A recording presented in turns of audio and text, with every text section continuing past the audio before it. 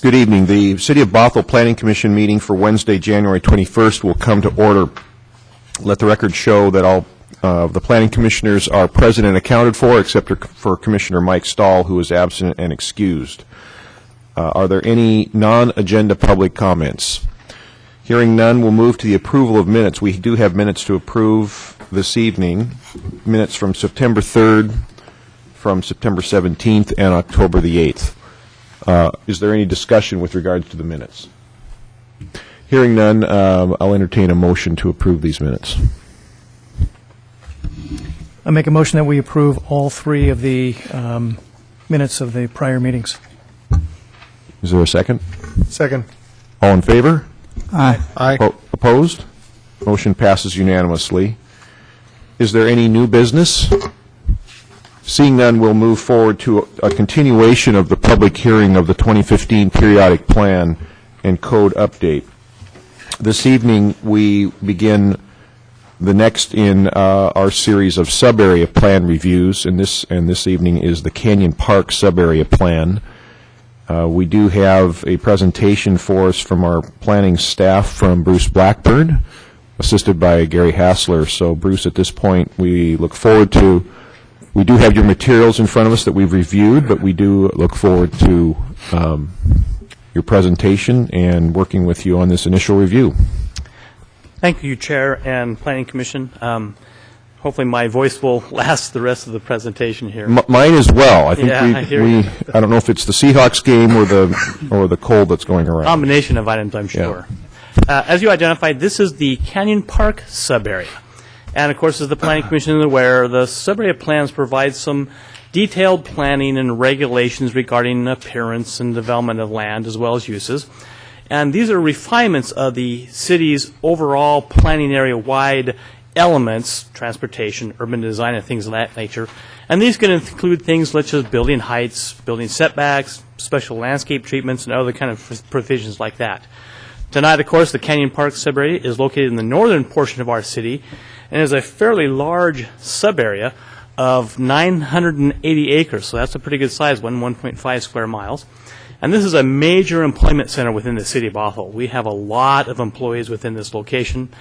And it's also been designated as a regional growth center under the Vision 2040 plan. And basically what that means is this is an area that's really intended to be an important growth node, if you would, within our region, not just the city of Bothell. And, of course, tonight we got some potential amendments to the plan. Number, of course, of housekeeping amendments where we kind of updating some provisions of the plan that need to be updated, as well as we have a city-sponsored plan and code amendment that proposes to assign an RAC, or Residential Activity Center designation, to portions of the sub-area which currently do not contain a residential use designation. And, of course, as you can see from this map, there's a lot of areas that are OPLI or OPCB MVSO. OPLI means office professional, light industrial. OPCB MVSO means office professional, community business, retail businesses, and motor vehicle sales overlay. Basically an area where you can have motor vehicle sales within that particular area. Now, one of the things about our plan, and we've kind of talked a little bit about this in the land use element, is that there is currently a capacity deficit. And the deficit is 3,500 persons within the city's Snohomish County portion of our planning area. This means the city's comprehensive plan does not meet its 2035 population target. Again, we're split in the city of Bothell between Snow County and King County. And also the fact that the city of Bothell for Snohomish County is designated as a core city underneath the Puget Sound Regional Council, or PSRC's, multi-county planning policies document, which is basically a big way to say that it's the document that the three different counties, King, Snohomish, and Pierce County, get together to kind of do a plan for our area. This is kind of like the second level from the Growth Management Act to the multi-county planning policy to the county-wide planning policies, and then, of course, the city of Bothell's policies. Now, because there is a deficit, pursuant to the Growth Management Act, the city must ensure its comprehensive plan accommodates those growth targets. So we have an issue here, and this is one of the areas we're thinking about making that change to address that. And essentially what that is within the Canyon Park sub-area, areas that had that OPLI or OPCB MVSO designation would receive a residential activity center designation, building heights of about 65 feet in elevation, usually about 4 to 5 stories or something like that, within the area. And it's kind of outlined in red dashed lines right here, so you can see it. And it's a fairly large area. We're about 600 acres, of which would be changed almost a square mile. Now, what we did is we provided that data to Snohomish County. Now, Snohomish County has a set of demographers who will do our capacity analysis for the city. And their capacity analysis is the one that meets what they call, is approved by the state, and the State Department of Commerce and some of those other agencies. And what the Snohomish County buildable analysis shows is that at an RAC designation, we can look at about 4,400 additional persons within the city of Bothell within this area. So essentially what this would help to tremendously erase that deficit.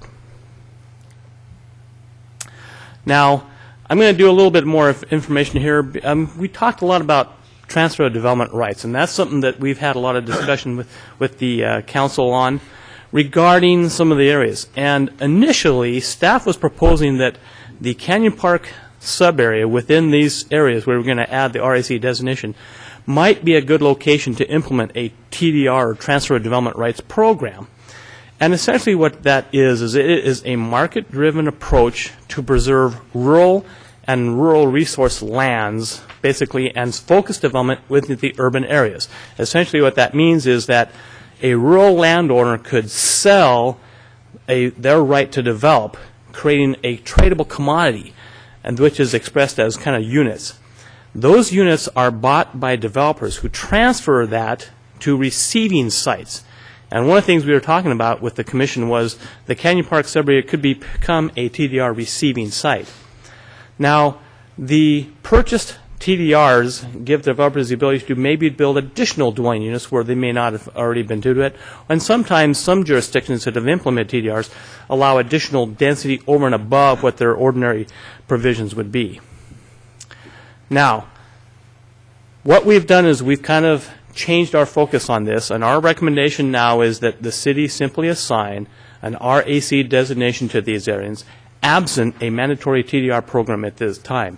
And this is primarily because of a couple of factors. One was that we interviewed some property owners, and the property owners appeared kind of hesitant to implement a TDR program and had expressed some reservations about the viability of a TDR program within this area.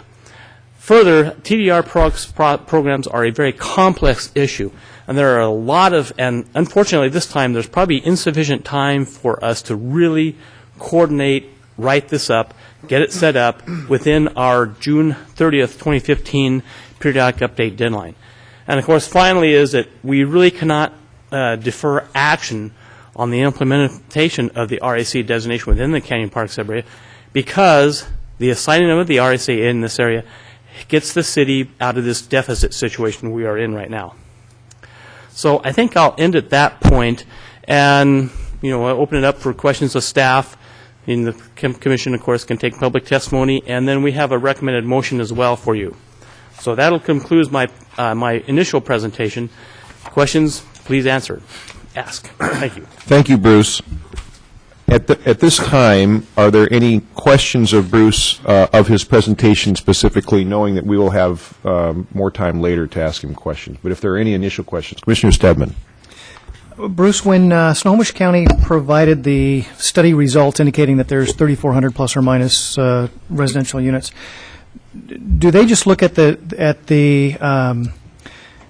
total square footage or total number of acres, or do they take into account the wetlands that are there, the buildings that are already there, et cetera, et cetera? Because I look at the area that that we're studying, and I'm going, geez, there's a heck of a lot of wetlands, and there's a heck of a lot of industrial buildings, and personally, I don't see residential going into the majority of those areas. You want to do that one? Sure. Bruce asked me to come along tonight to field any questions that you might have regarding capacity and TDR specifically, so I'll be happy to take that. When we do our buildable lands analysis, whether it's for the King County portion of the city or the Snohomish County portion, that's done on a parcel-by-parcel basis. So we're looking at a very detailed level and subtracting any factors that wouldn't allow a parcel to be developed in some way. So we are subtracting critical areas, rights of way, stormwater facilities, and anything else that would prevent a piece of a property being developed. So yes, those have been taken into consideration. It's not just a gross capacity number. Snohomish County actually runs the buildable lands model for us, and we provide input to it, and then we do a quality control check along with the county. So we feel fairly comfortable that the number that they provided for us for Canyon Park is reasonably accurate. Okay. Does that include, or do we know if that includes residential in the industrial parts that would be what, east of 527, north of 228th, kind of in that area? It does. So what we have obviously when you do a capacity analysis, you have to make assumptions. Right. So, and some of the assumptions can be fairly broad. So some of the assumptions that were made about residential going in there were that some of the existing development in there would redevelop. And in order to get a full capacity number, a total capacity number, what the whole thing could carry if it became residential, we had to use some market factors. So those market factors had to make some fairly broad assumptions about how much of that land might turn into residential or be augmented by residential in terms of mixed use. And then when they factor in the redevelopment potential, obviously I would think that they would then subtract employment from that, from those numbers as well? That's correct. Is that accurate? Yes. Okay. So essentially we're looking at the existing scenario where it's essentially just a business park type development with the uses that are there now. And over time, morphing into more of a mixed use situation similar to what we see downtown. And so you have to make some assumptions about market factors, how much might go over, and those sorts of things. And we tried to be fairly conservative, so that's another reason why we think the capacity numbers are reasonable. The buildable lands analysis for Snohomish County was approved by PSRC, so they bought off on the numbers, as well as our King County numbers. So they are the numbers we have and the numbers we're going with. Okay, thank you.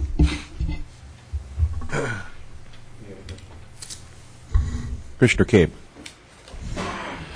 A quick question on TDRs. In the packet, you mentioned that it might be studied a little bit further after we're done with the comp plan amendment. What time frame are you thinking? And I'm a proponent of TDRs, but I understand, like, if it was a barrier to do any residential development, I could see how that could be a big detractor. So I'm in line with your guys' thoughts on what we're doing currently. Yeah, that's a great question, Patrick. Thank you for asking it.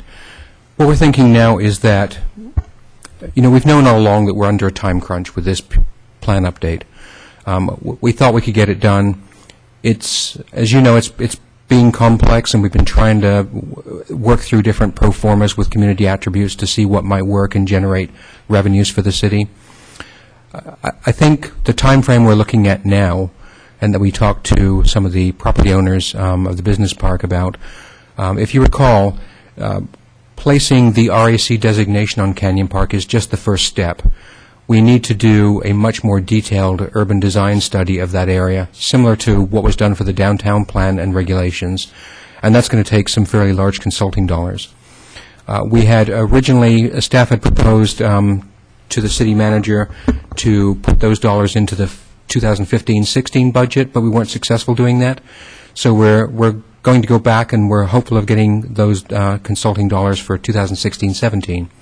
So the time frame that I think we would look at TDR would be we would fold the whole TDR study for this, not just Canyon Park, but also downtown, into that much more detailed Canyon Park number when we have those much larger consulting numbers, and when we can look at everything as an entire package, including transportation impacts and so forth. I think that makes more sense now, given not just the lack of knowledge on TDR on the part of the public and others, but on staff as well. I mean, I feel more comfortable, frankly, just looking at this in much more detail along with the Canyon Park study in 1617. Any other initial questions? Commissioner Clark. I just have a quick question. Bruce, you mentioned that that you interviewed some of the property owners and they didn't necessarily see the value of the TDRs. Did they give you feedback at all on the proposed redesignation to RAC, and how did they feel about You'll that? probably receive that feedback this evening. Okay. Great. Any other questions? At Bruce. Thank you. So at this point in our agenda, we'd like to open this up to members of the public, and seeing that we do have at least one member of the public here, we'd like to give you that opportunity to speak to us. Thank you, sir, for being here. Okay. If you could please provide us with your name, either the firm you represent or your address, and then if you could limit your comments to 5 minutes, we would appreciate it. No problem at all. My name is Jack Martin. I guess I'd say I'm a retired employee of Business Property Development, which is Roger M. Belanich, who was the original developer of Canyon Park Business Center. I spent my last 30 years in the Bothell area developing that for him as a development manager, along with a bunch of shopping centers, both in Bothell, well, mostly in Bothell and other areas.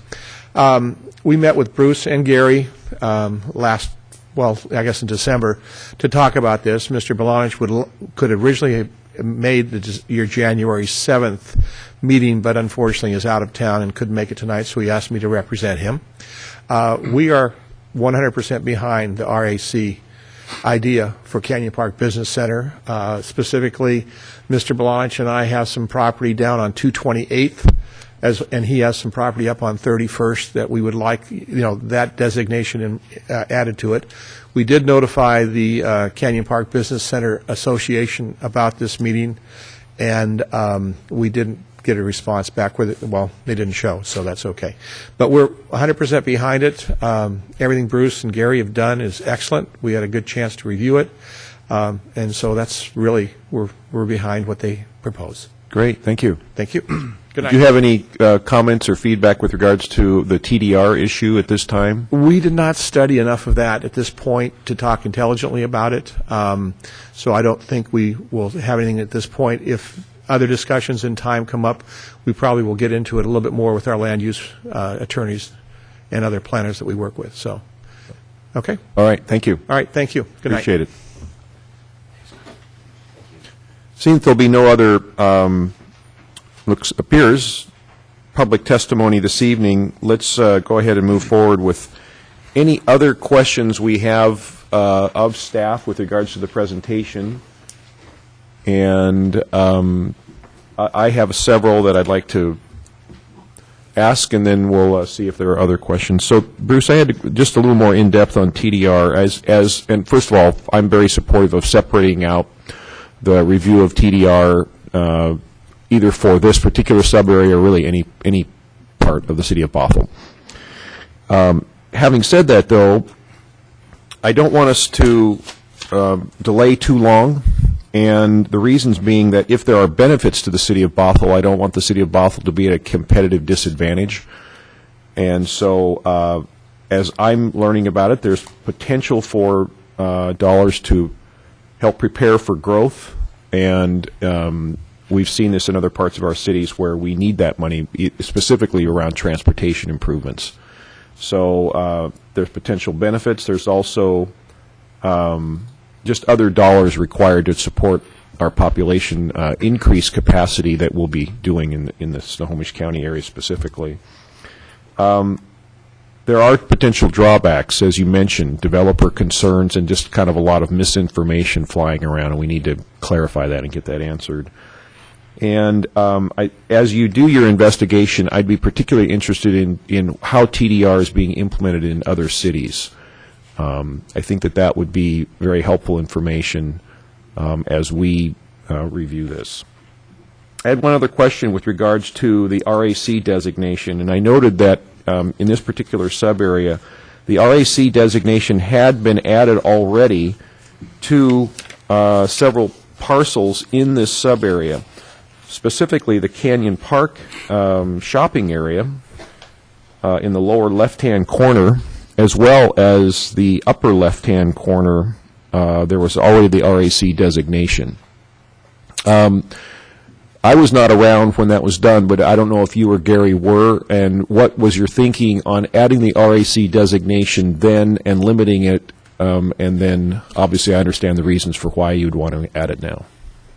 But just a little bit of background as to kind of what the thinking was of adding it at that point. Was it, well, I won't speak for you, I just had the question. Yeah, I think when we adopted the original comprehensive plan, the thought was, and recall that we're talking almost 25 years now, the thought was that back then the business park is the business park, and mixed use wasn't as popular a planning philosophy as it is now. So I think there was still some thought that the business park was full of business park uses, industrial and office uses, and it should be that way. In fact, when we originally did the business park designations, if I recall, we didn't have any retail in them at all either. And slowly over time, particularly down the quadrant business parks in King County, have allowed retail uses to become part of that. So over time, they've become more mixed use, and they're becoming more mixed use. But the large chunk of Canyon Park is simply, I think, a holdover from that. Okay. And obviously, just adding the RAC designation does not necessarily mean we're going to get residential build-out, does it? That's correct. So the entire capacity thing is, to some degree, a paper exercise.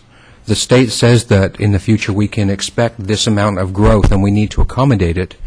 When it arrives, how it arrives, is none of us know yet because it hasn't happened. So that leads me to kind of my final question around capacity and planning for it.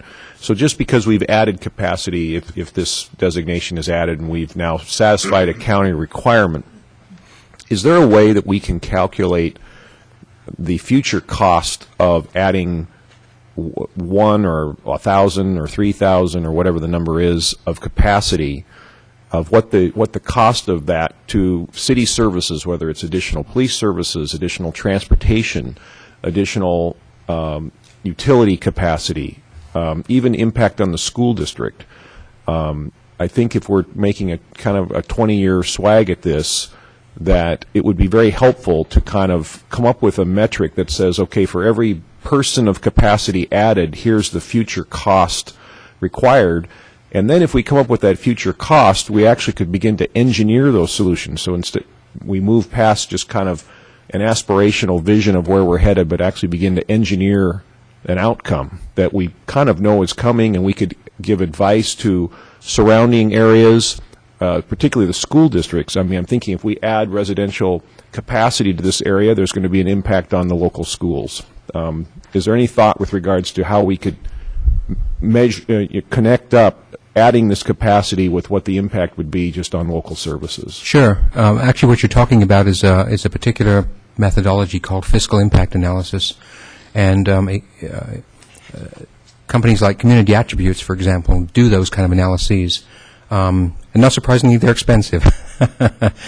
So typically lacking the sort of sums that are needed to do those very detailed econometric studies, what we try and do under SEPA analysis for the plan update is try to gauge what the most egregious of the impacts will be, and they're typically transportation related mostly, although we also try to anticipate impacts to things like police and fire services as well. But typically the largest impacts are transportation related, and we will attempt to do that when we get into the environmental analysis for the plan update. Great, thank you. And then I was going to make one other comment, and it's slipped my mind, so if it comes back, I'll let you know. All right, thank you. Are there any other questions from the Planning Commission? Commissioner Clark.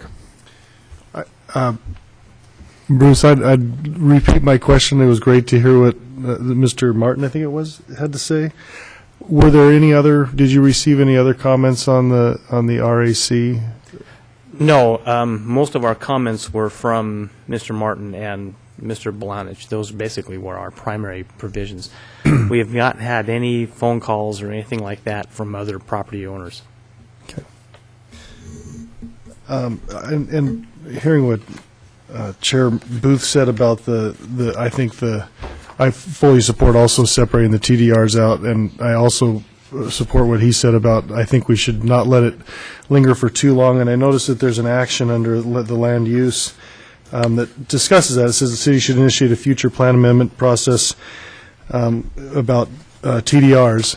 Is it appropriate to put a time frame on that within this action in terms of like making it more of a priority than some other actions? Yeah.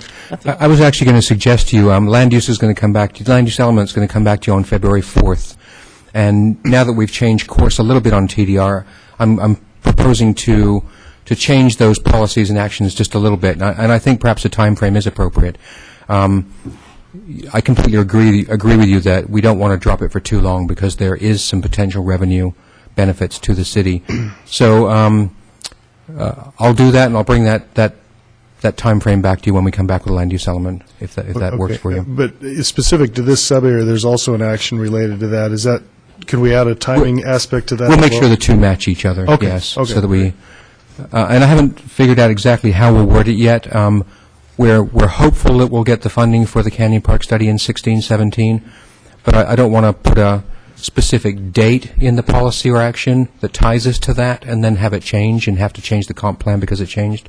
But we'll come up with something. Okay, thank you. Commissioner Lee. Is this time to bring up questions about the sub-area profile, or will that be later in the That was discussion? exactly where I was headed right Okay. now, is I think that we're done with kind of the initial presentation and questions with regards to it. At this point, we've got the actual language of the sub-area plan in front of us, Bruce, along with staff's proposed language changes. This includes both the profile itself as well as our goals and plans and actions for this sub-area. Is this a time when we would want to take a first pass at that, or? I believe so, yes. Yeah, okay. That'd be quite nice. So I guess I would open it up to any of the planning commissioners if you have any questions or comments with regards to the sub-area plan itself, the language of it, any needs for clarifications of staff. This would be an excellent time. This is the initial review. There will be a second review before the end of March, but this is certainly your time to bring up any of those questions. Commissioner Vliet? Yeah, on CP1, just a little small, looks like additional word. Says 4 to 6 stories or 65 for residential, and maybe just put 65 feet. Oh, certainly. Yeah, it's small.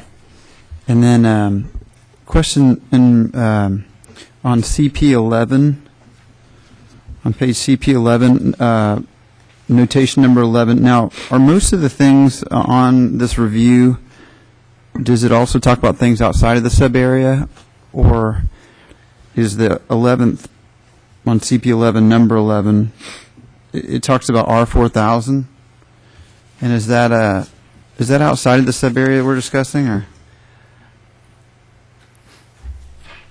I feel like it's south of the sub-area, but I don't know.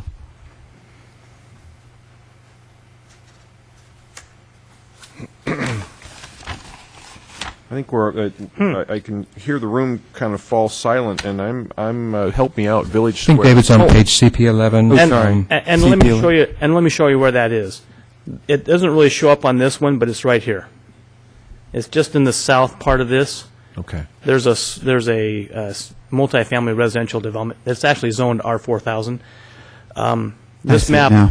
doesn't convey it really clearly, but that is what the designation is. It's the same as what's right down here. Gotcha. And my last question, thank you for clarifying that. I see that continue over now. The Highlands Campus that's referred to, I should know this, I guess, but can you kind of show where it is on there? Yes, the Highlands Campus is the most easterly portion of the business park. This area just off of the Buffalo Red Highway is relatively flat, and then you kind of climb the hill, and this is the Highlands area. Okay. And I don't know if it's possible, because it was referenced as at the very beginning of the memorandum, maybe if we could put it on figure 2, if we could just put a little something that designates what it is, maybe not. I would support that request. I had that same question. I was looking for where the Highlands was. Yeah, and See it. probably more accurately, that's a designation that some of us who've been around know, and it's one of these geographic place names. it probably doesn't have a whole lot of meaning, honestly, so we can probably just take that out and just refer to it as the Canyon Park Business Center. That's all considered the Canyon Park, kind of doing more general kind of an approach. I think we're okay with leaving it, just if there could be designated on the map, right? Yeah. And I'm sorry, which page was that you were finding that on? Actually, it's just on the memorandum portion. Oh, the of memo, just- okay. Yeah, specific Okay, areas gotcha. proposed for amendment, yeah, Okay. Canyon Park and Highlands Campus. Thank you. Any other questions for clarification with regards to the plan itself?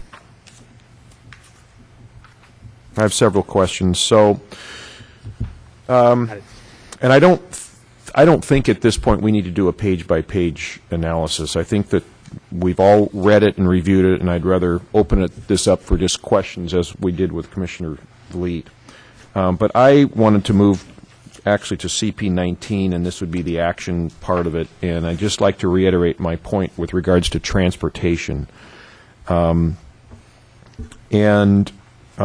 We reference not only this plan, but the Transportation Improvement Program, as well as the Capital Improvement Program.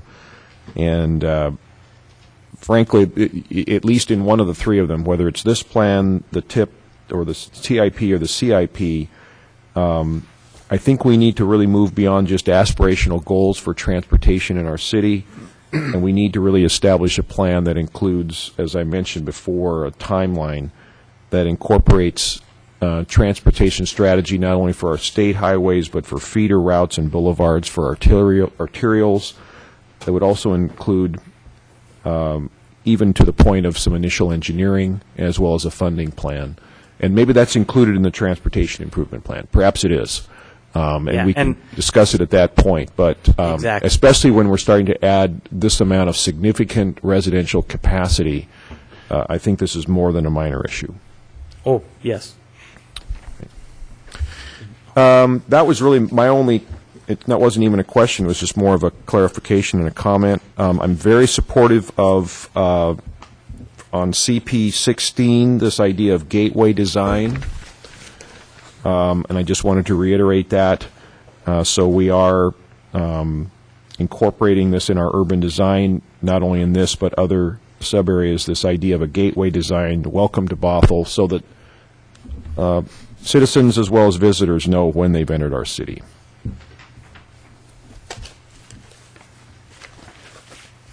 Seeing no other questions or comments at this point, I think we're ready to move forward with the proposed motion from staff's memo.